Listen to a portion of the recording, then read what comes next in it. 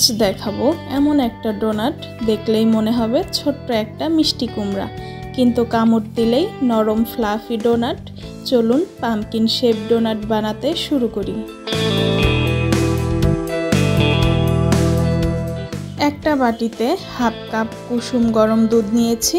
এবার দিয়ে দিচ্ছি 4 চামচ চিনি, 1 চামচ ইস্ট। চেষ্টা করবেন ভালো মানের একটা ইস্ট নিতে।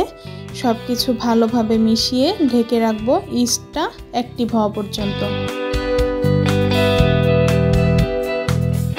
এবার 2 কাপ ময়দা, 1 চিমটি লবণ আর অ্যাক্টিভ হওয়া ইস্ট দিয়ে নরম একটা ডো বানিয়ে নিব।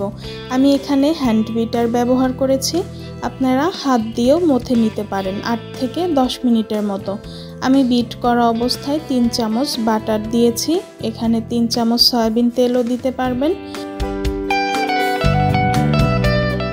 ডোটা নরম হবে কিন্তু হাতে লাগবে না, এটাই পারফেক্ট ডোনাটের সিক্রেট। এবার ডোটাকে ঢেকে রেস্টে রাখবো 2 ঘন্টার মতো, চাইলে এর থেকে বেশি সময়ও রাখতে পারেন। একদম পারফেক্ট একটা ডো রেডি। এবার ছোট ছোট লেচি করে নিব।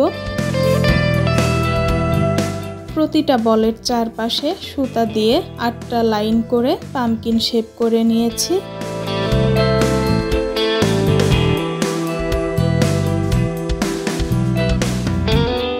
একটা প্যানে পর্যাপ্ত পরিমাণ তেল দিয়ে দিয়েছি।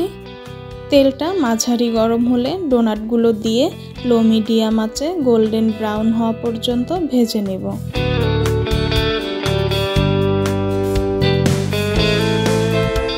এবার সুতাগুলো কেটে নিচ্ছি। ডোনাটগুলো চিনি দিয়ে কোট করে নিয়েছি, চাইলে অরেঞ্জ গ্লেজও দিতে পারেন। উপরে স্টিক হিসাবে দারচিনি দিয়েছি। বাইরে পারফেক্ট পাম্পকিন শেপ, ভেতরে একদম সফট।